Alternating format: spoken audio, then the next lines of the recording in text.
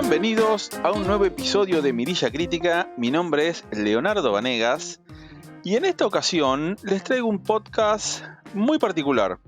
Es un especial, básicamente, podcast sobre los cuales me gusta bastante hacer, porque no se engloban directamente en una película o en una serie o en una animación, sino que deja abierto el escenario para hablar de varias cosas. Este podcast tiene su origen en uno que hice sobre una serie animada llamada Chainsaw Man. Recibimos muchos comentarios, muchas consultas sobre lo que es la animación japonesa o anime que mencioné en ese podcast. Era el primero que hacíamos en Mirilla sobre este tipo de animación. Y la verdad es que tenemos muchos oyentes que no están muy familiarizados con este tipo de animación, pero en cierta forma interesados, ¿no? Porque esta temática de este tipo de animación, en cierta forma con opciones adultas, despierta cierto interés. Todavía está muy asociado el hecho de que la animación por ahí es más para chicos, pero realmente no es así. Podemos citar claramente ejemplos de las últimas películas de Disney, Pixar, DreamWorks, en donde se apunta a un público por ahí de mediana edad o más pequeños, pero cuando nosotros acompañamos a nuestros hijos a ver esas películas, vemos que el mensaje por ahí es otro. Hay chistes que son que no entienden los más pequeños o algunos comentarios o dobles formas de ver las cosas, claramente para los padres o para los adultos, incluso animaciones directamente que están hechas para adolescentes o adultos. Entonces el anime entra un poco en todo esto, no dedicado exclusivamente para lo que es el público infantil, sino para un público más adulto que por ahí quiere ver algo más, algo adicional. Y hay muchos ejemplos de series que no siguen ese formato muy característico y puro de lo que es el anime, sino hay algunas series que son como una especie de híbrido que tranquilamente que vos la ves y por ahí no te das cuenta que es anime, porque tiene otros estándares, está hecho de otra forma. Hablando con espectadores, con gente que nos escuchó en el podcast de Chainsaw Man, les estuve comentando que, más allá de que es un anime, muchos de nosotros crecimos viendo anime y muchos no lo saben.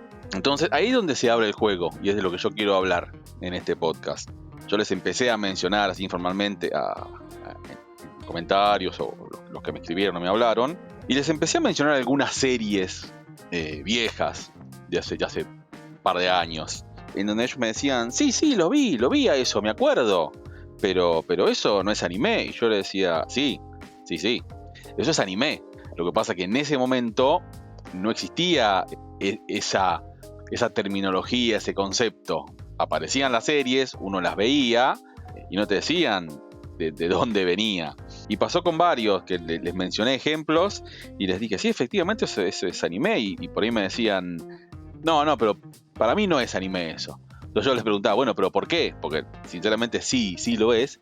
Y me decían, no lo sé, no sé cómo explicarlo, pero para mí no es anime. Entonces, esto es justamente de lo que les vengo a hablar hoy en este podcast. ¿Desde cuándo vemos anime y no lo sabíamos? De eso es justamente de lo que les vengo a hablar. Vamos a marcar una línea de tiempo, una fecha puntual para ubicarnos. Entonces ahí ustedes se van a sentir identificados en esa fecha, un poquito antes, un poquito después. Y la situación, ¿no? Canales, entorno en Argentina, en donde qué es lo que veíamos, ¿no? Vamos a partir del año 1983, cuando yo nací.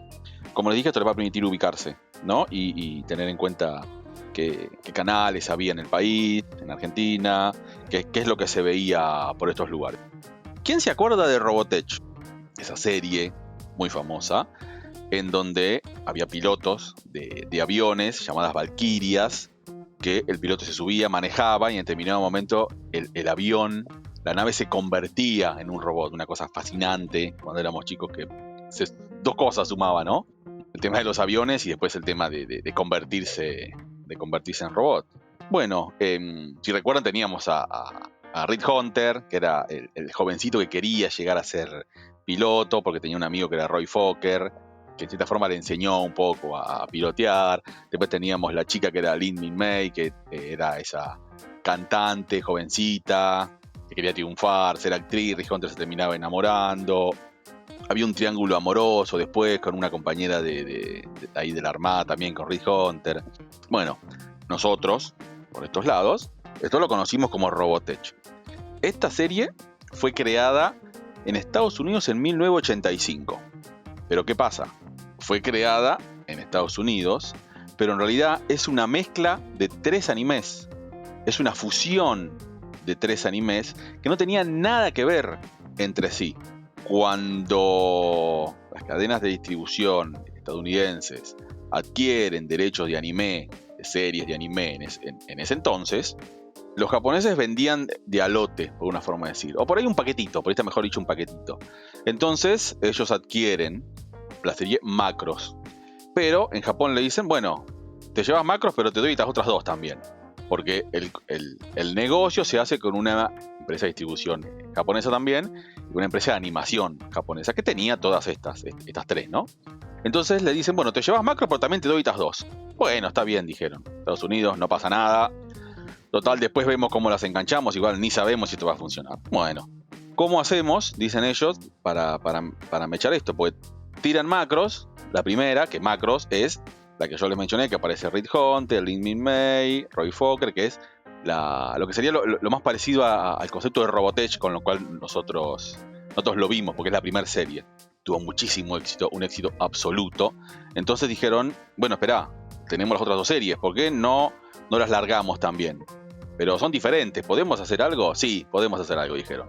Como en ese momento no había temas de leyes que no permitan recortar y mostrar algo diferente a lo que se adquiere, entonces dijeron, hagamos una cosa, agarremos las otras 2 series que tenemos, las cortamos un poco la edición, cambiamos los personajes, le ponemos otras voces, lo doblamos nosotros y decimos que viene relacionado con Macro, que son temporadas siguientes, y listo. Entonces, las otras 2 series, una llamada Southern Cross y la otra Mospeda, pasan a formar parte de este universo de Robotech. Macros es la primera, la que yo mencioné, que tenía estos aviones que se terminan transformando en robot. Southern Cross es la siguiente, que por estos lados fue conocida más que nada con la temporada de los amos de la robotecnia, que participaban hijos, inventaron que había hijos de la temporada anterior. Y la última, llamada Mospeda en realidad, no recuerdo el nombre que se le puso acá puntualmente a esta temporada, pero también muy recordada, porque ¿qué pasó? Cambiamos el concepto de avión que se transforma en robot, y ahora son motos, iban manejando motos los soldados, y apretaban un botón y la moto se iba transformando en un robot tipo armadura que se ponía en el cuerpo y peleaban de esa forma. Imagínense en ese momento, chicos, era una cosa fascinante. Antes de esto, ¿qué existió? Heidi, Astro Boy, Mazinger Z y Speed Racer, que por acá fue conocido como Meteoro. El auto, el piloto llamado Meteoro, que manejaba este auto Mach 5 y corría carreras. Todo lo que estoy mencionando son series animadas de antes de 1985 que fueron conocidas en Latinoamérica, y no sé si todos lo asocian con que viene de ese lado con el anime. Pero creo que lo que estamos escuchando acá, lo que están escuchando, creo que algunas de estas que yo ya mencioné han recordado, seguramente, o han visto cuando eran pequeños. En lo personal, yo recuerdo que había canales muy raros, muy extraños, que transmitían series animadas. En ese momento también desconocía que era esto. Y yo me tiraba más por series de robots, de acción. Y yo recuerdo puntualmente, esto lo menciono porque a lo mejor alguno se acuerda, yo miraba Tecaman Blade o Tecnoman, que era lo mismo, una persona que me parece que se terminaba transformando en robot y peleaba en el espacio.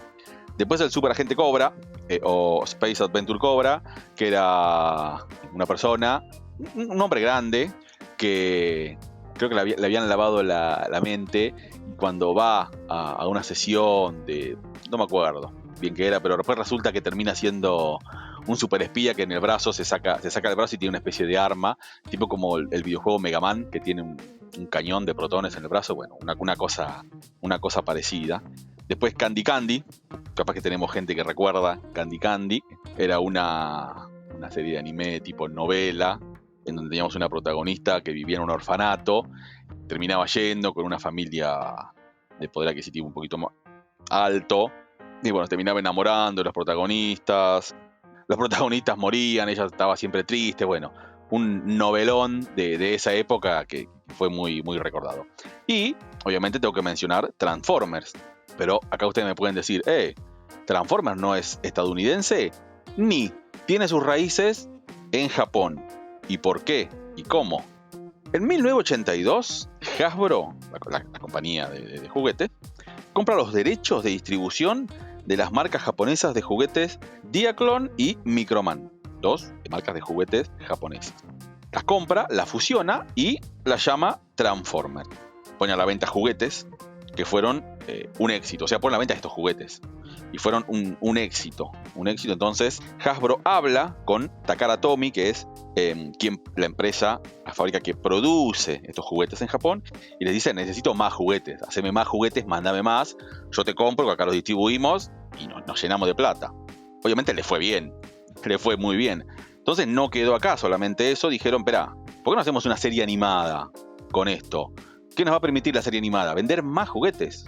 Bueno, perfecto, entonces Hasbro financia esta serie animada y Toei Animation, Acon y TMS Entertainment hacen la serie animada, pero contratando a Yoshi Kawamori, que es el que previamente diseñó todos los diseños de la serie Macros, que es la que mencioné anteriormente, relacionada con Robotech, que era de los aviones, naves de combate, que se terminaban convirtiendo en robots.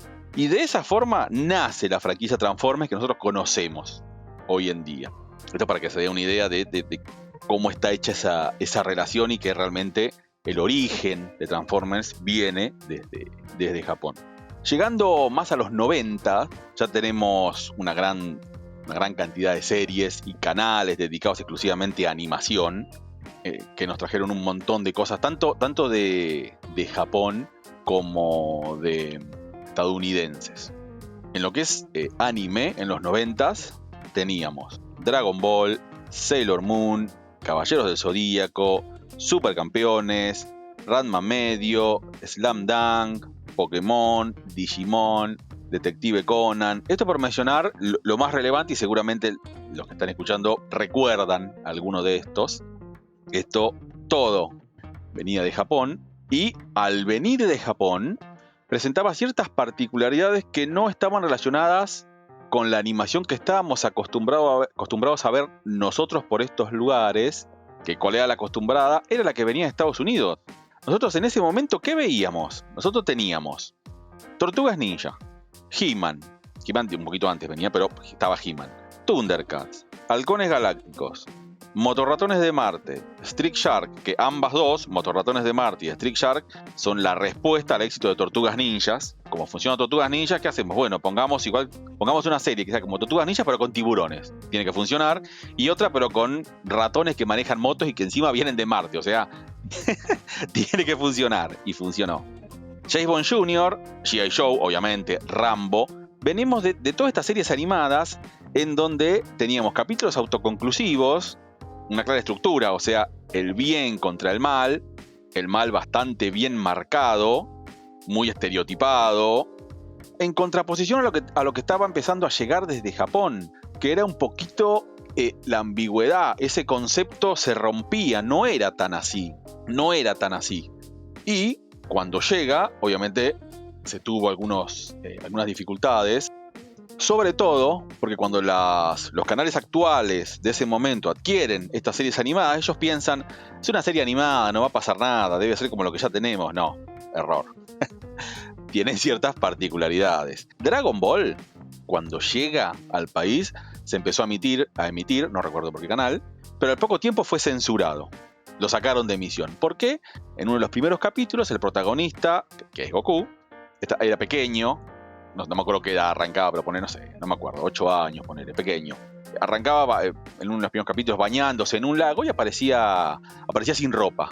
Eso, al parecer, alertó y enojó a todos los padres de la época diciendo cómo van a mostrar eso en un dibujo animado.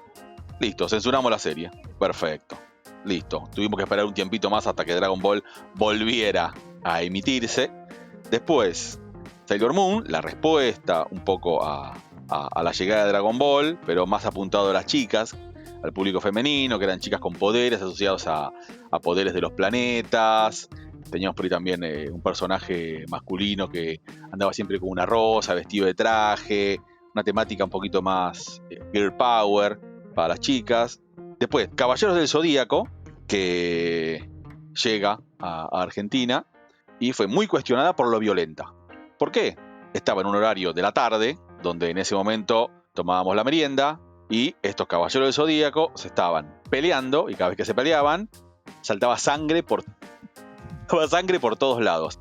Algo que no estábamos acostumbrados a ver. Nosotros igual no nos importaba, nosotros cuando éramos chicos, pero también alertaba a los padres diciendo, esperá, son las 4 o 5 de la tarde, hay unos personajes que se están pegando en la tele, son dibujitos, y la sangre sale a chorros por todos lados. ¿Está bien esto o está mal? Bueno, se lo cuestionó un montón, estuvo a punto de ser censurado, cancelado, después como que se suavizó, no pasó a mayores. Supercampeones, obviamente la serie de fútbol en Argentina, que es lo que más gusta, que no sea el fútbol, y tuvo un éxito absoluto, un jovencito llamado Oliver Atom, que quería ser el mejor futbolista de todos, y sus aventuras con los demás compañeros, una serie muy recordada. Ranma Medio, también cuando llega, censurada. ¿Por qué? Teníamos un personaje, un joven, no recuerdo la edad, masculino, que tenía una especie de...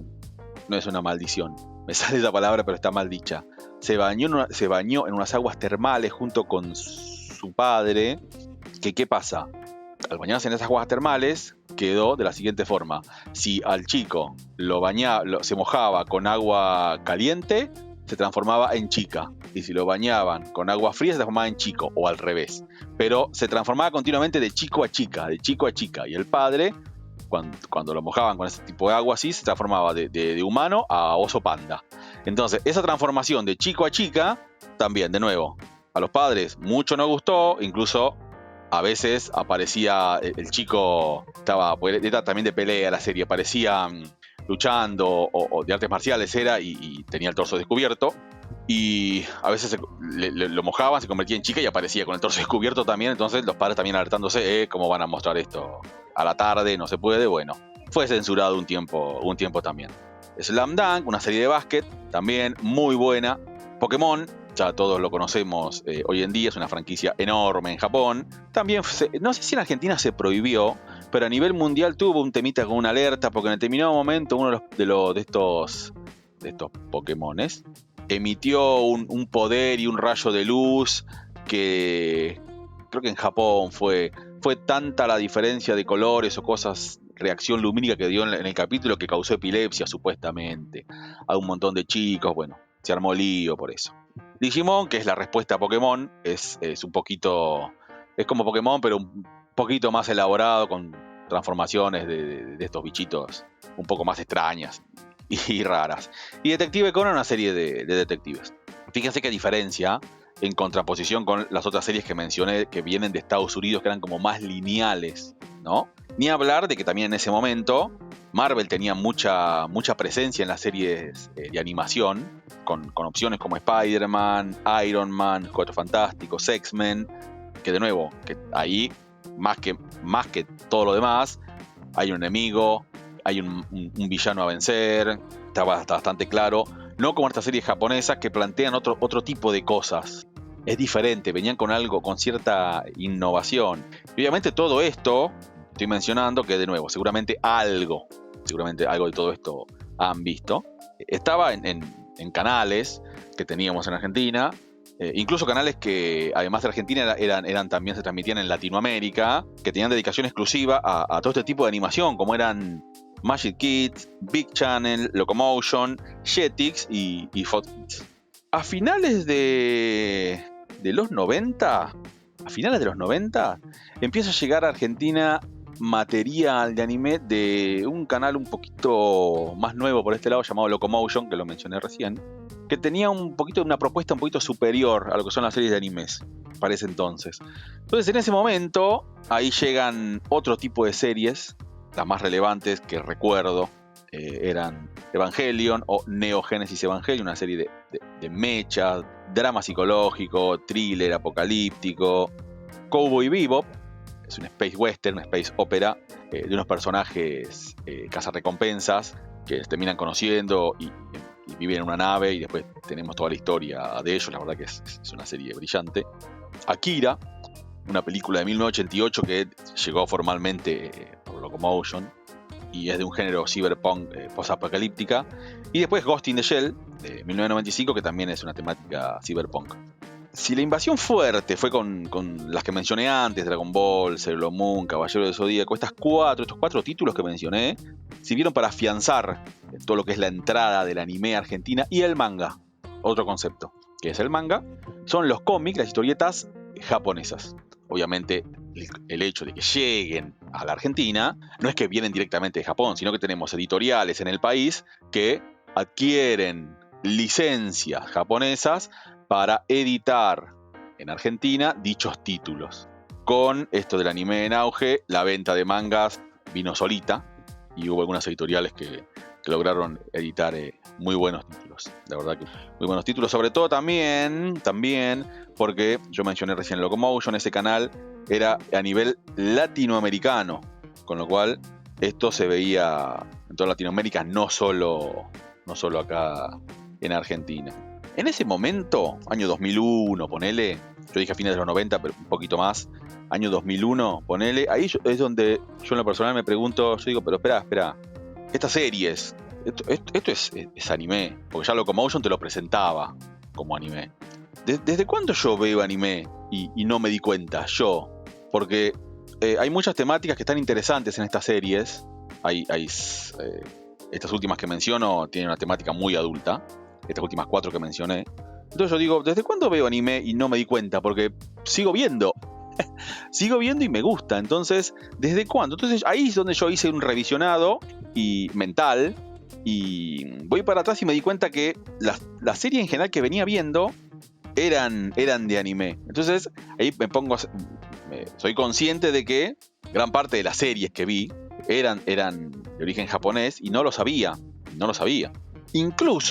Incluso vamos a mencionar un caso adicional, el tema de los Power Rangers. Creo que todos conocemos las series de los 90 que tuvo mucho éxito, de los Power Rangers. Bueno, ¿están relacionados con todo esto? Sí, exactamente.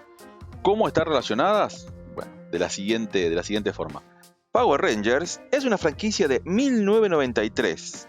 Es una franquicia estadounidense que tiene su origen en el género Super Sentai japonés. Es un grupo de héroes que hacen poses y pelean. Un grupo de jóvenes, hacen poses y pelean contra villanos, contra monstruos. Al igual que pasó con Robotech, que lo mencioné anteriormente, los yankees hicieron un mix, mezclaron escenas.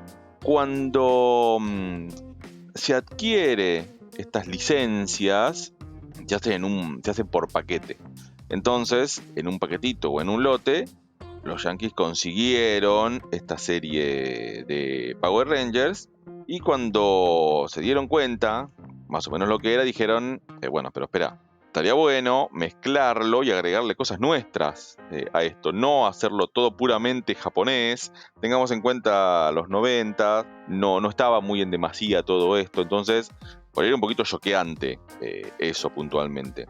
Entonces lo que hicieron fue, las escenas de pelea la dejaron tal cual estaban en la edición original, estos personajes con los trajes y también contra los monstruos y los robots, y las escenas en donde ellos no estaban con los trajes, no estaban con el casco puesto, crearon escenas metraje nuevo estadounidense en donde los jóvenes interactuaban entre ellos, hablaban, hicieron un mix. ¿Quedó bien? Sí, para la época, lo vemos ahora en la distancia y está raro, te das cuenta que no concuerda mucho. Pero bueno, en su momento funcionó y la verdad que funcionó muy bien. Esto fue todo un éxito, más allá de las falencias visuales que tenía, pero bueno, otros tiempos, otra época. La iniciativa realmente funcionó. Esta franquicia a lo largo de toda su historia fue propiedad de Fox, de Disney, de Saban y finalmente de Hasbro. Tuvo 30 temporadas y un total de 973 capítulos. Es una animalada lo que dio esta franquicia de Power Rangers, ni hablar de todo lo que es el merchandising y juguetes que salía a la venta de todo esto. Como empezó a tener mucho éxito, decidieron traer y contratar 2 series más medianamente relacionadas. Una era BR Troopers, que era similar, pero con una temática de personajes de realidad virtual que se metían dentro de la computadora, tecnología.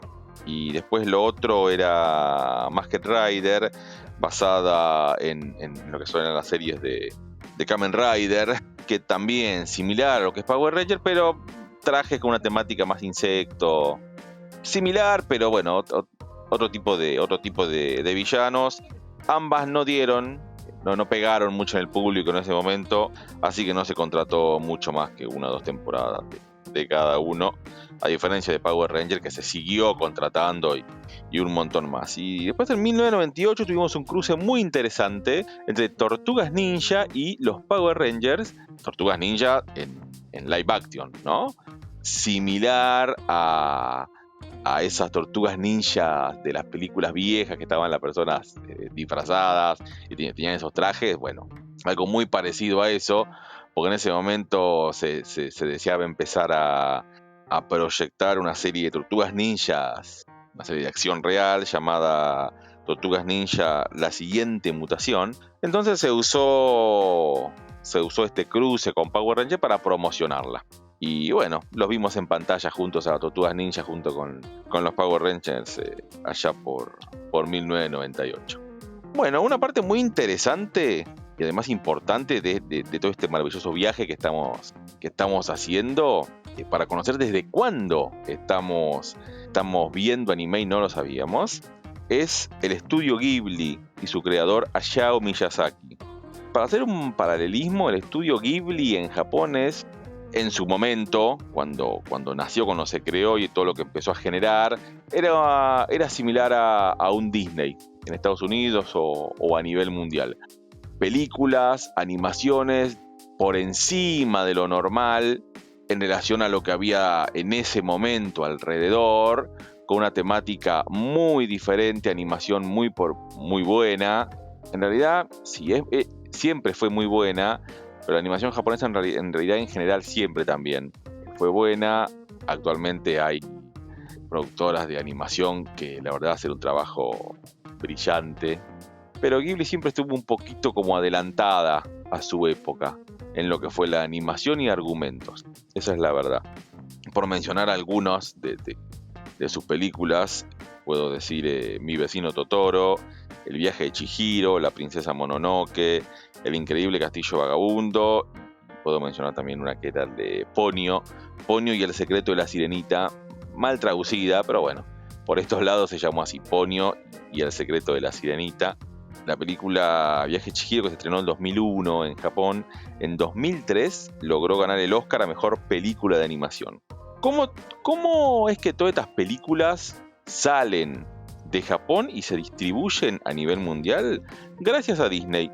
Disney hizo un trato con el estudio Ghibli para distribuir todas sus películas de forma internacional y a su vez agregarles una traducción al inglés y a otros idiomas, como para hacerlas más atrayentes también a un público a nivel general y que tengan otro tipo de público. En su momento Disney dudó un poco en comercializar puntualmente El Viaje de Chihiro, que después terminó siendo un éxito absoluto, pero tuvo ahí un cierto reparo, algunas dudas, porque tenía un tono más adulto y algo de violencia gráfica en relación a lo que venía mostrando los demás productos del estudio Ghibli. Pero bueno, después de muchas idas y vueltas terminó distribuyendo la película a nivel internacional y sinceramente que fue un éxito absoluto. Actualmente, ¿cómo está el panorama? ¿Cómo está todo esto? Bueno, la verdad que existe una masividad tremenda, abrumadora y una demanda solventada con mucha oferta. la verdad es esa. Si hablamos tanto de anime como de manga, ya sea en el país como a nivel internacional. Recordemos el concepto de manga, que es así se le llama a los cómics o historietas japonesas, en tomos recopilatorios de 200 páginas, puede ser más, hay diferentes formatos, pero el más común son tomos de historias recopilatorias de 200 páginas en un formato, generalmente es un formato económico, nace de Japón ese tipo de formato, es un formato tapa blanda, formato de tapa dura, la verdad que es un formato estadounidense para sus cómics. Japón no le gusta mucho eso, la verdad. Ellos prefieren un formato más cómodo, más pequeño. Los mangas no tienen el mismo tamaño que los cómics, que los comic books. Son mucho más pequeños, porque en Japón tienen la idea de que estos cómics, estos mangas, la gente los lee cuando viaja, cuando va en tren, cuando va de un lado a otro.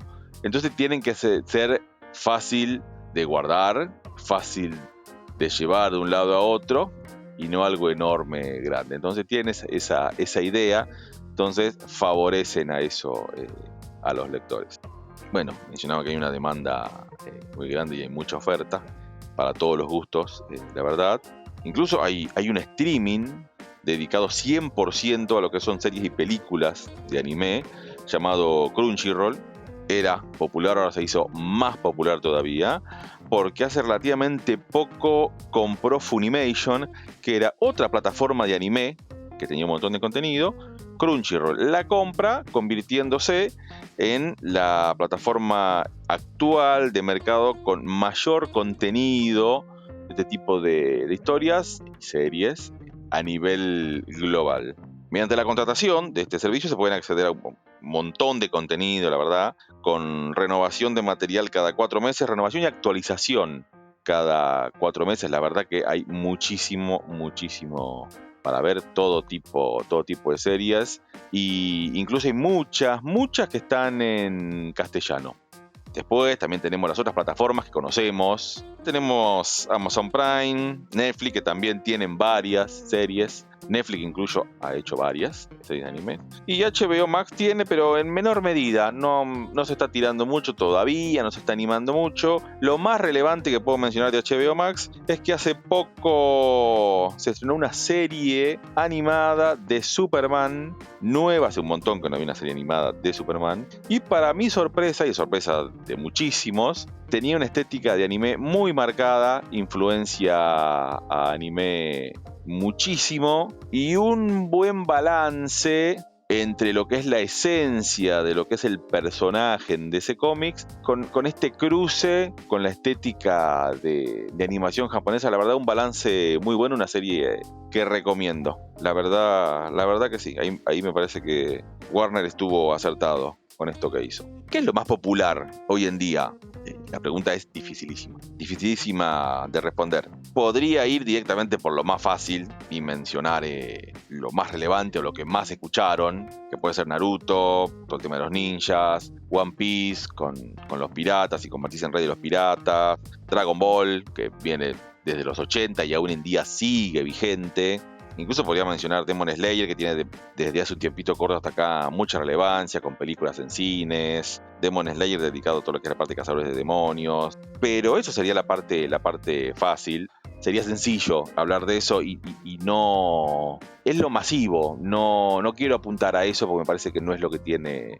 No es de lo que quiero hablar puntualmente en este podcast. Lo voy a reformular. Voy a reformular la pregunta. Yo dije qué es lo más popular hoy en día y mencioné eso, pero reformulémosla. A ver, ¿qué es lo más llamativo de hace un par de años a hoy y que su estética la convierte en una serie, la convierte en que sea una serie que puede interesar a nivel general y ser llamativa para un público casual, ¿no? Un público interesado y casual, que entra a alguna aplicación, empieza a recorrer, pone alguna palabra clave y de golpe se topa con algo de animación y dice, espera, ¿qué es esto? ¿Me llama la atención? ¿Sí o no? A ver, y entro. ¿Qué tenemos? ¿Qué hay por ahí dando vuelta? Bueno, voy a mencionar algunas, poquitas, Si alguien que conoce escucha esto, por ahí va a decir, te faltaron mencionar un montón más, y sí, seguramente sí.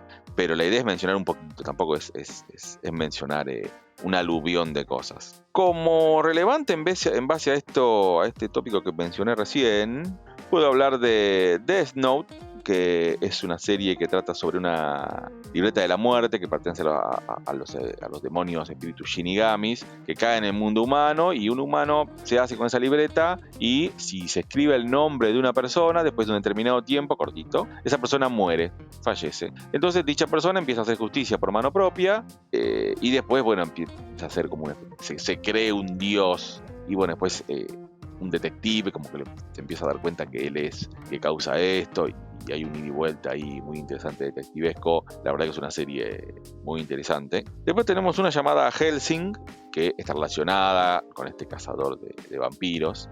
Hellsing se llama la serie. Básicamente es una mezcla entre vampiros, iglesia católica y nazis. Más una animación, la verdad, soberbia. Una combinación que no falla. Es corta, son 10 capítulos y se deja ver muy bien. Tenemos otra llamada Gans, que es una esfera negra en una habitación, y determinadas personas cuando mueren aparecen en esa habitación, y la esfera se abre en determinado momento, les da trajes. Las personas se ponen estos trajes, empieza una cuenta regresiva y los traslada a una ubicación en la Tierra en donde tienen que pelear contra seres extraños que los quieren matar también a ellos, y tienen que sobrevivir un determinado tiempo, y van ganando puntos dentro del juego de esa esfera, y con esos puntos pueden después canjearlos por una nueva vida, por armamentos. La verdad que está interesante, plantea algo interesante. Esta serie que estoy mencionando también tiene cierta estética que no la hace de una visión muy pura de lo que es el anime, sino, menciono de nuevo, quise hablar un poco de lo que es lo más llamativo de su par de años a hoy para por ahí un público casual. Tenemos también uno que es muy relevante al día de hoy, que está hace 10 años, Shingeki no Kyojin o Attack on Titans. Una serie que tiene, desde el tiempo que menciona, tiene mucha relevancia. Trata de que hay un poblado que está separado del resto del mundo por unas murallas enormes, porque del otro lado hay titanes. A los titanes se les llama unos hombres gigantes que no tienen raciocinio y que se dedican a comer humanos, básicamente, y estas murallas por las cuales tiene este poblado no permiten que esos gigantes, esos titanes crucen. En determinado momento aparecen unos gigantes que rompen la muralla y parecen tener cierto raciocinio, y terminan destruyendo todo ese poblado y matando a un montón de gente. Y ahí arranca la historia. La verdad que es muy interesante, argumentalmente es muy buena, cierra por todos lados, y también es muy, muy recomendable porque tiene muchas escenas muy buenas, tiene un argumento de nuevo consistente, y es un poquito larga, tiene alrededor de 80 capítulos, pero no está librado al azar nada. La verdad que el autor hizo un trabajo brillante con esta serie. Y después, bueno, tenemos también Supercampeones, Capitán Tsubasa, que aunque no lo crean, la serie de Supercampeones sigue vigente hoy en día, y tiene series nuevas cada tanto. En realidad remasterizan lo que ya van haciendo, pero bueno, para nuevas generaciones de fútbol sirve y viene bien. También voy a mencionar Chainsaw Man, que hice un podcast hace un tiempo, que es de demonios, de luchas. Un chico que se fusiona con un demonio motosierra y se puede convertir en un pseudo motosierra. En los brazos y en la cabeza sale como motosierra y pelea contra otros monstruos. Y después Jujutsu Kaisen, que tiene bastante relevancia hoy en día, que también es un poco de maldiciones, hechicería, luchas. Es relevante también, y tiene una animación que la hace estar por encima de lo normal. La verdad que sí, es bastante relevante. Bueno, ya estamos llegando al final. Si les interesa o sienten curiosidad por alguna de estas series que yo menciono, o en general, o se quieren meter en este universo, que si mal no recordamos, ya habían visto seguramente algo de todo esto, y con el tiempo lo fueron dejando, pero pueden volver, si quieren, pueden volver. Los invito a abrir el streaming que tengan contratación, que tengan contratado, y busquen, a lo mejor encuentran algo que les pueda llegar a interesar. La verdad que es muy variado, hay temáticas absolutamente de todo en lo que son las series de animación japonesa. No solo es luchas, no solo es pelea, no solo es acción, hay romance, hay deporte, hay absolutamente de todo. La verdad es muy variado todas las temáticas. Bueno, espero que este podcast les haya gustado y espero haber respondido la pregunta que dio origen al episodio de hoy, ¿no? ¿Desde cuándo vemos anime y no lo sabíamos? Recuerden que nos pueden seguir en Instagram y en Spotify. También les recuerdo que pueden colaborar con Mirilla Crítica mediante la aplicación Cafecito, y en base a su colaboración tienen opciones de solicitarnos o pedirnos alguna reseña o hablar de determinada serie, determinada película. Mi nombre es Leonardo Vanegas y nos vemos en la próxima. Hasta luego.